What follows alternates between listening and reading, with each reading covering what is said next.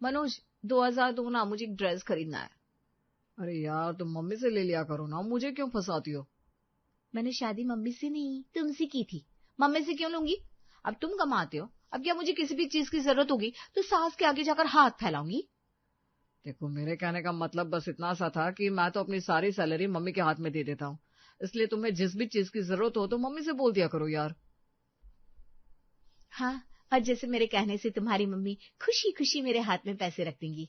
तुम्हारी जानकारी के लिए बता दूं पतिदेव, सासू माँ को अगर मुझे पैसे देने ही होते ना तो तुम्हारी सारी तनख्वाह दबा कर न रखती। एक बात बताओ, तुम्हारी भी शादी हो गई है ना, क्या जरूरत है सारी सैलरी माँ जी को पकड़ाने की? ठीक है, कुछ पैसे उन्हें भी दे दिया करो, लेकिन इस तरह से अपना हाथ खाली कर देना और पूरे महीने हर खर्च के लिए माँ के सामने जाकर हाथ फैलाना अच्छा लगता है क्या? अब जो जैसा चल रहा है चलने दो, अपनी माँ के सामने पैसा मांगने में कैसी शर्म? हाँ तो तुम बन जाओ ना बेशर्म, लेकिन मुझे तो आती है शर्म। मुझे अच्छा नहीं लगता कि मैं हर समय माँ जी के सामने हाथ फैलाती रहूं। मेरे अपने कुछ पर्सनल खर्चे भी हो सकते हैं। अच्छा चलो ठीक है, तुम नाराज मत हो, मैं कोशिश करता हूँ कि इस महीने से माँ को सिर्फ घर खर्च के पैसे दूं और बाकी के पैसे अपने पास रख लिया करूं बस। हाँ, ये हुई ना बात। और वैसे भी माँ जी तो पूरे समय घर में ही रहती है, बाजार से कुछ भी सामान मंगवाना होता है तो वो मुझे ही बोलती है। इस तरह से देखा जाए तो घर के पैसों का हिसाब किताब मेरे पास होना चाहिए था ना। या फिर तुम्हें मुझ पर भरोसा नहीं है? साफ साफ बोल दो। अरे यार क्या तुम भी, तुम मेरी पत्नी हो, तुम पर भरोसा नहीं करूंगा तो किस पर होगा? चलो मैं इस समस्या को सुलझाने की कोशिश करता हूँ। 4 तारीख को। मनोज क्या बात है, इस बार तेरी तनख्वाह नहीं मिली क्या? माँ तुम्हें कुछ पैसों की जरूरत है क्या? मुझे बताओ ना, कितना चाहिए, मैं अभी देता हूँ। इसका मतलब तनख्वाह पहले ही मिल गई है तुझे? तू मुझसे जरूरत क्या पूछ रहा है? घर तो मैं ही चला रही हूँ, पैसे दे और तू बता तुझे कितने पैसों की जरूरत है? माँ वो मैं सोच रहा था कि अब तुम कहाँ बाजार जाती हो, घर की रसोई की सारी जिम्मेदारी दीपा के ऊपर आ गई है, तो ये घर खर्च के पैसे भी मैं दीपा को ही दे देता हूँ, वो अपने हिसाब से चला लेगी। कब तक रुपए पैसे के चक्कर में फंसी रहोगी आप? अच्छा, तो तेरी पत्नी ने पट्टी पढ़ाई है तुझे? बेटा तेरी माँ अभी इतनी बूढ़ी नहीं हुई कि सारी सत्ता तेरी पत्नी के हाथ में सौंपने की नौबत आ जाए। पैसे लाकर मेरे हाथ पर रख, ये घर वैसे ही चलेगा जैसे इतने सालों से चला आ रहा है। आई बात समझ में? माँ की बात सुनने के बाद अब तो मनोज के पास कोई और चारा ही नहीं बचा था, इसलिए वो चुपचाप तनख्वाह के पैसे लाकर माँ के हाथ में रख देता है। बस अब तो आ चुकी मेरी ड्रेस। तुम्हारी मम्मी ना सारे पैसों पर कुंडली मार कर बैठी है, 1 रुपया नहीं निकलता उनकी जेब से। अरे मुझे समझ में नहीं आता, मुझे घर में शादी करके लाए क्यों थे अगर तुम्हें अपनी माँ के पल्लू से बंद कर रहना था तो? मेरे सामने इतने शेर बनते हो और माँ के सामने मुंह से एक बात नहीं निकलती तुम्हारे। पत्नी को गुस्से में देखकर मनोज ने वहां से 9-2-11 होने में ही अपनी भलाई समझी। ये था मधु के परिवार का हाल। हो सकता है अभी आपको देखकर ऐसा लग रहा है कि बहू दीपा सास के बारे में कुछ ज्यादा ही गलत राय रखती है, लेकिन कोई भी राय बनाने से पहले आइए कहानी को आगे देख लेते हैं, तब आपको पता चलेगा कि दीपा की ऐसी सोच के पीछे आखिर कारण क्या है। दोपहर को खाने के समय। बेटा दीपा, खाना बन गया हो तो लगा दो, फिर मुझे दुकान के लिए निकलना है। हाँ बाबूजी, खाना तो बन गया है, बस लगा ही रही हूँ, आप 2 मिनट वेट करिए। आधा घंटे पहले तो ये महारानी रसोई में गई थी, इतने जल्दी इसका खाना भी बन गया? देखो जरा कौन सी जादू की छड़ी हाथ लग गई इसके जो फटाफट खाना बना दिया इसने। जैसे ही दीपा ने डाइनिंग टेबल पर खाना लगाया, खाने का रंग देखकर सास मधु ने मुंह टेढ़ा कर लिया। क्या हुआ माँ जी, आपके चेहरे के एक्सप्रेशंस क्यों चेंज हो गए? हमसे अच्छा खाना तो दिहाड़ी मजदूर खा लेते हैं, भिंडी की सूखी सब्जी और उसके साथ बिना घी के फुलके, इसे तो खाना कहती है? मायके से विदा करते समय तेरी माँ ने यह भी नहीं सिखाया था क्या कि ससुराल वालों को ढंग का खाना कैसे खिलाते हैं? माँ जी, मेरी मम्मी ने बहुत कुछ सिखाकर भेजा है, लेकिन मम्मी की सिखाई सारी बातें अमल में लाने लगी ना तो आपको परेशानी हो जाएगी। देख रहे हो आप किस तरीके से बात कर रही है आपकी बहू मेरे साथ? तेरी माँ ने बंदूक चलाने सिखाकर भेजा है क्या जो धमका रही है तू मुझे? माँ जी, धमका नहीं रही हूँ, बस ये कह रही हूँ कि 4 सब्जियां बनानी तो मेरी माँ ने सिखाई है, लेकिन एक समय में 4 सब्जियां बनाने के लिए रसोई में 4 सब्जियां होनी भी तो चाहिए। आप ला कर रख दिया कीजिए, मैं बना दूंगी, मुझे कोई परेशानी नहीं है। अरे भाग्यवान, बस करो, बहुत हो गया, अब चुपचाप अपना खाना खत्म कर लो। और ऐसे क्या बुराई देख रही है तुम्हें इस खाने में जो बिना बात का बतंगड़ बनाए जा रही हो? थैंक यू पापा जी, आप ही मेरा सपोर्ट करते हो। माँ जी को तो हमेशा मुझ में गलती ही नजर आती है। एक बात कहूँ, ये रोज रोज एक जैसा खाना खाकर बोरियत तो हो ही जाती है। तेरी सास की बात पूरी तरह से गलत भी नहीं है। लो, पापा जी भी चाशनी में डुबाकर बात तो वही कर रहे हैं। खैर ये ससुराल है और ससुराल में सपोर्ट की उम्मीद करना बेकार है। अगली सुबह, खाने में क्या बनाया है दीपा? जल्दी से नाश्ता लगा दो। बस आप डाइनिंग टेबल पर बैठो, सैंडविच बन गया, मैं अब भी लाई। हाँ तो हो गई है बिल्कुल। बहू ऐसा गया गुजरा खाना बनाती है कि नाम सुनकर इंसान की भूख ही मर जाए। अरे भाई, हम कह रहे हैं कि आजकल की डाइटिंग वाली सोच की चोंचले हमसे नहीं होते। तुम्हें सैंडविच खानी है तो शौक से खाओ, लेकिन हमारे लिए तो कुछ बना दिया होता, हमसे ये सब नहीं खाया जाएगा। माँ जी का खाने के लिए ताने देना रोज का ही हो गया। लग रहा है ऐसे काम नहीं चलेगा। ठीक है, अब से मैं भी लंच हो या डिनर कम से कम 3 सब्जी बनाया करूंगी। रोज रोज घर का माहौल खराब करना भी कोई अच्छी बात तो है नहीं। माँ जी को तो यही लग रहा होगा ना कि मैं काम चोरी कर रही हूँ।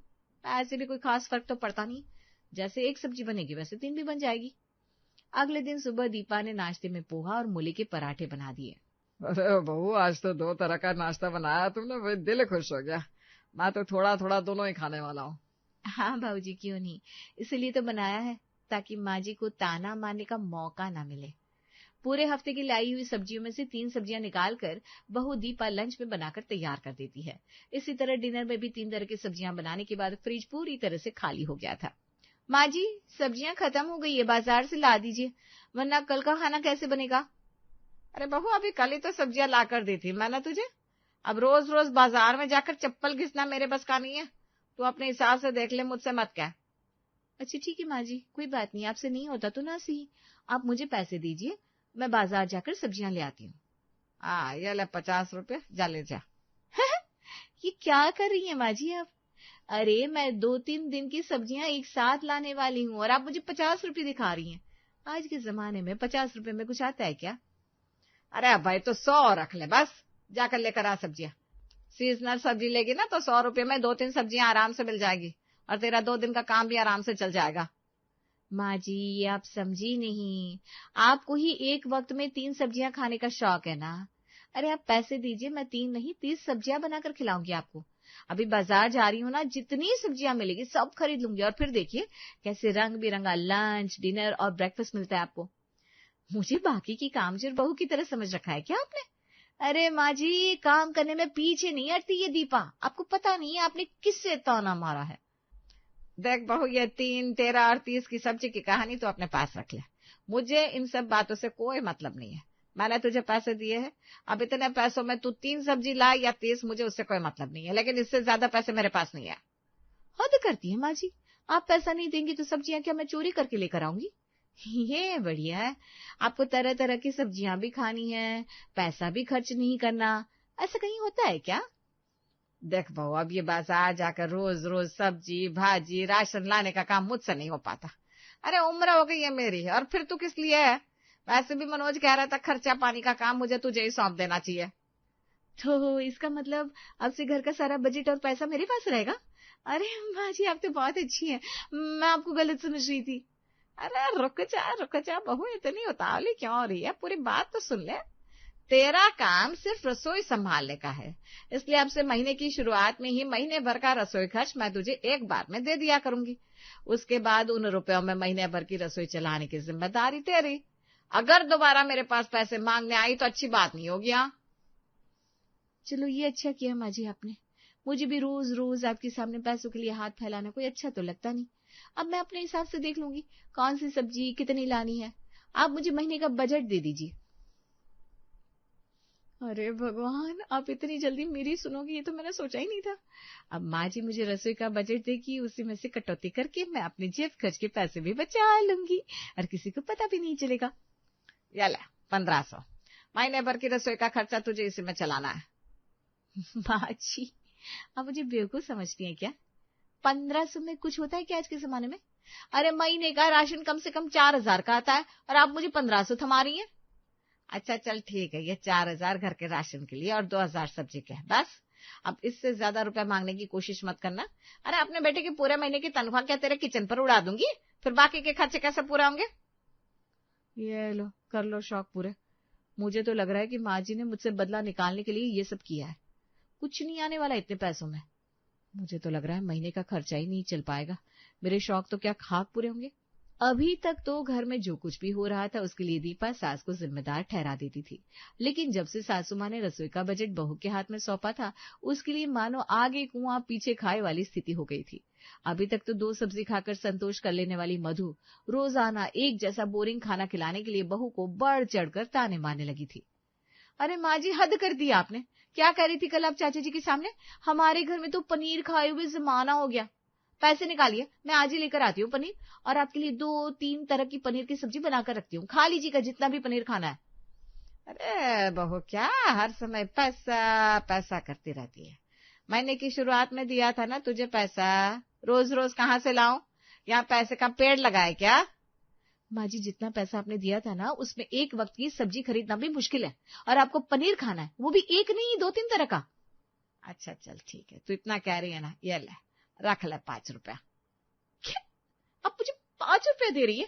5 रुपए का पनीर आता है क्या? अरे कम से कम 3,000 तो दीजिए, अगले कुछ दिन का रसोई का खर्चा ही चल जाएगा। ये सही है, जब खाना खाना हो तो सबकी लंबी लंबी डिमांड सामने आ जाती है, लेकिन जब रसोई में सामान खरीदने के लिए पैसे मांगो तो आपको सुनाई देना ही बंद हो जाता है। माँ जी, दुकानदार मेरा कोई रिश्तेदार नहीं लगता जो बिना पैसों के मुझे सामान दे देगा। और सीधे सीधे बताइए, पैसे देंगी या नहीं? बहू, मैं भी सीधा सीधा ही बता रही हूँ, मेरे पास कोई फालतू पैसा नहीं है। चोरी कर या डाका डाल, मुझे इस बात से कोई मतलब नहीं है। तूने ही तो रसोई की जिम्मेदारी संभालने के लिए हाँ बोला था, अब रसोई की जिम्मेदारी तेरी है। अब इसे तू कैसे संभालेगी वो तू जाने, तेरा काम जाने। अच्छा तो ये बात है, हर तरह से घुमा फिरा कर मैं ही बुरी हूँ। इनको 40 सब्जी भी खानी है और जेब से 1 रुपया भी ढीला नहीं करना। ठीक है, मैं भी कसम खाती हूँ, इनको 40 सब्जियां खिला कर ही दम लूंगी। मुझसे पंगा लेना बहुत भारी पड़ने वाला है सासू माँ को। अगले दिन, अरे आज किसी का बर्थडे है क्या? इतनी सारी शाही डिश एक साथ, तुम्हारी कोई लॉटरी वॉटरी लगी है क्या? आप ऐसे ही समझ लीजिए कि मेरी लॉटरी लग गई है, और अब से रोज ऐसा ही खाना बनेगा। माँ जी, आपको मुझसे कितनी शिकायत रहती थी ना, मैं रूखा सूखा खाना आपकी थाली में परोस देती हूँ। आपको घबराने की बिल्कुल भी जरूरत नहीं है। अब से आपकी थाली में रूखा सूखा नहीं, शाही भोजन मिलेगा, और उसकी जिम्मेदारी मेरी। कल तक तो तुम मुझे लाल लाल आंखें दिखा रही थी, आज बड़ा प्यार टपक रहा है तेरी बोली में से। हाँ? अगले कुछ दिनों तक घर में सभी ने अच्छे अच्छे भोजन का जमकर आनंद लिया था। राम, बहू ये क्या गजब हो गया? क्या हुआ माँ जी, क्यों शोर मचा रही है? अरे बहू, यहाँ मेरी सोने की अंगूठी रखी हुई थी, कहाँ चली गई? अभी पिछले महीने तो मैंने देखी थी। माँ जी, आपको अपना सामान संभाल कर रखना चाहिए था ना, अब क्या कह सकते हैं? अरे क्यों नहीं कह सकते, मुझे पूरा यकीन है ये इस काम वाली पुष्पा का ही काम है। वही ही बड़ी आंखें मटका मटका कर मेरी अंगूठी को देखा करती थी। हे राम, उसकी काली नजर मेरी अंगूठी खा गई। कल ही काम से निकालती हूँ उसे, आज अंगूठी पर हाथ मारा है, कल को मेरी पूरी तिजोरी साफ कर देगी तो मैं क्या करूंगी? माँ जी, हमने पुष्पा को अंगूठी उठाते हुए देखा नहीं ना, ऐसे कैसे इल्जाम लगा सकते हैं उसके ऊपर?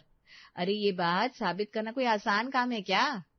सही कह रही है बहू, हमारे पास कोई प्रूफ भी तो नहीं है। ठीक है, कोई बात नहीं, अभी अंगूठी के गम को तो मैं दिल में दबा लूंगी, लेकिन अब उस कमबख्त से आगे काम नहीं कराऊंगी। अगले दिन पुष्पा को काम से निकाल दिया गया। हाँ, वो अलग बात है कि बिना शोर शराबे के मधु ने दिल पर पत्थर रखकर उससे कोई पूछताछ तक नहीं की। धीरे धीरे समय बीत रहा था। एक दिन घर पर सास मधु की बड़ी बहन उनसे मिलने आती है। माँ जी, मैं सोच रही हूँ मौसी जी के लिए पंचरत्न पुलाव, जिसमें ढेर सारे काजू किशमिश बादाम और मखाने होंगे, मखाना करी, पनीर खोया और पनीर वाले स्टफ्ड नान बना देती हूँ। इतना ठीक रहेगा ना, या 1-2 आइटम और बढ़ा दूं? अरे नहीं नहीं, ठीक है बहू, तू तो आजकल ऐसे मेहरबान हो रही है जैसे ये घर ना होकर ढाबा हो। भाई मधु, तेरी बहू के मुंह से इतने स्वादिष्ट पकवानों का नाम सुनकर मेरे मुंह में तो पानी आ गया। बहू, तू आराम से खाने की तैयारी कर, मैं तब तक नहा धोकर आती हूँ। मौसी जी ने गले में पहनी हुई चैन उतार कर बेड के सिरहाने पर रखी और तौलिया लेकर बाथरूम की ओर बढ़ गई। मौसी जी को बाथरूम में जाता देख बहू दीपा दबे पांव मौसी जी के कमरे में आई और उनकी सोने की चेन उठाकर दबे पांव वहां से जाने लगी। तभी सास मधु भी वहां पहुंच गई। बहू, ये क्या किया तूने अभी अभी? है जीजी की चेन उठाई ना तूने? है? हाँ उठाई, तो इसमें इतना हैरान होने की क्या बात है? अरे नालायक, तेरा दिमाग खराब हो गया है क्या? जीजी मेहमान है हमारे घर की और तू उनकी चैन चुरा रही है? अरे तुझे गहने जेवर चढ़ाने में कोई कसर छोड़ी है क्या मैंने, जो तू जीजी का सामान चुरा रही है? नहीं नहीं नहीं माँ जी, आप मुझे गलत समझ रही हैं। ये चेन मैं पहनने के लिए थोड़ी ना चुरा रही हूँ। इसे बेचकर तो मैं मौसी जी के 1 हफ्ते के खाने का इंतजाम करने वाली हूँ। आपने देखा ना कितनी बढ़िया बढ़िया वैरायटीज का नाम बताया मैंने आपको। अब ऐसा खाना 1 हफ्ते तक दिन में 3 बार बनेगा, तो इसके लिए पैसा तो लगेगा ही ना। और आपसे पैसे मांगने का कोई मतलब ही नहीं है, क्योंकि आप तो मुझे पहले ही कह चुकी हैं कि मैं चोरी करूं या डाका डालूं, ये आपकी सरदर्दी नहीं है। तो बस मैंने सोच लिया, अब मैं अपनी रसोई का खर्चा चोरी और डकैती से ही निकालूंगी। पिछली बार मैंने मुंह पर कपड़ा बांधकर आपकी तिजोरी में डाका डाला था, और इस बार मासी जी की चैन उठाकर चोरी कर रही हूँ। बहू की बात सुनकर बेचारी मधु को तो मानो चक्कर ही आ गया। हे भगवान, इसका मतलब जो तू पिछले महीने भर से हमें 40 तरह की सब्जियां खिला रही है, वो सब तो मेरी अंगूठी बेचकर लेकर आई थी। हाँ नहीं तो क्या माँ जी, मैंने आपको पहले ही बताया था, दुकानदार मेरा रिश्तेदार नहीं लगता। लेकिन आप तो मेरी बात सुनने को तैयार ही नहीं थी। मैं तेरे आगे हाथ जोड़ रही हूँ, जीजी की चेन वापस रख दे। और हाँ, ये 5,000 अपने रसोई का खर्चा निकाल ले, खबरदार जो आगे से चोरी डकैती की है तो। भगवान, कहाँ से मंद बुद्धि मेरे पल्ले पड़ गई। अरे वो सिर्फ कहने की बात होती है, सच में चोरी डकैती करने लगेगी क्या तू? माँ जी, अपने से बड़ों की बात मानना मेरा फर्ज है ना। और फिर आपने कितना दबाव बनाकर रखा था मेरे ऊपर कि मैं रसोई में कई तरह की सब्जियां बनाऊं, तभी मैं अच्छी बहू कहलाऊंगी। तो बस मैंने भी अच्छी बहू होने की शर्त स्वीकार कर ली और बना दी आपके लिए 40 सब्जियां। अरे मेरी तौबा, मेरे बाप की तौबा, आज के बाद मुझे सिर्फ 1 सब्जी और सूखी रोटी दे दिया कर, मुझे नहीं खानी तेरी 10 तरह की सब्जियां। और हाँ, ये ले तेरे पति की पूरी सैलरी, आज से तू ही संभाल, मुझे इन पैसों से कोई लेना देना नहीं है। लेकिन भगवान के लिए ये चोरी डाका बंद कर दे। अरे क्या मुंह दिखाओगी रिश्तेदारी में। अच्छा ठीक है माँ जी, आप बोल रही हो तो मान जाती हूँ, वरना मुझे तो 40 सब्जियां बनाने में मजा आने लगा था।